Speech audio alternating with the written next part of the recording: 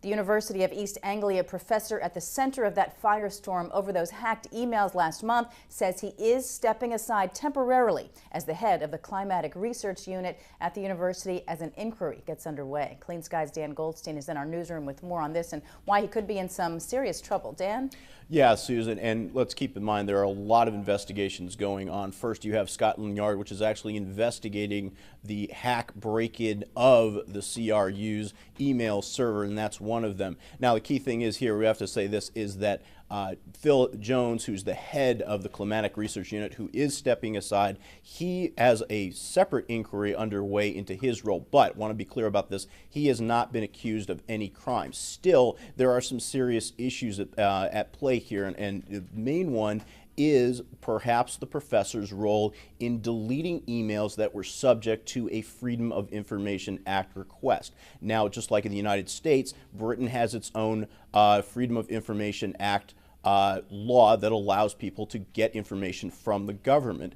And here's the key thing. If that information is subject to a FOIA request, it is a crime. It is a crime to delete or alter or in any way impede any sort of effort to get that information. And there are critics out there who are saying exactly that Jones did that perhaps as early as 2005 and certainly in 2008 when he wrote a critical email, which some say is a smoking gun.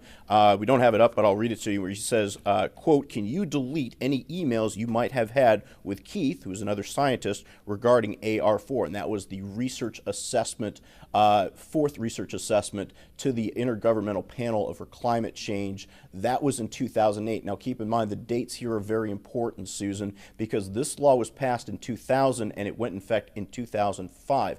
And if the timestamps are correct on these emails, then clearly he would have been subject to that law. Now, like I said, we are not saying that Jones is in any legal hot water already, but some people are already looking at saying this is something that perhaps is why he's stepping aside. Nevertheless, here's what he had to say in a statement when he did step aside yesterday. Quote, "What is most important is that CRU continues its world-leading research with as little interruption and diversion as possible. After a good deal of consideration, I have decided the best way to achieve this is by stepping aside from the director's role during the course of the independent review." Now, Susan, back home, clearly this is having reverberations too, and perhaps the biggest foil of climate change is Senator James Inhofe of Oklahoma. He's asking his counterpart, Senator Barbara Boxer of California, who heads the Environment and Public Works Committee, to hold hearings on these emails. And here's why, is because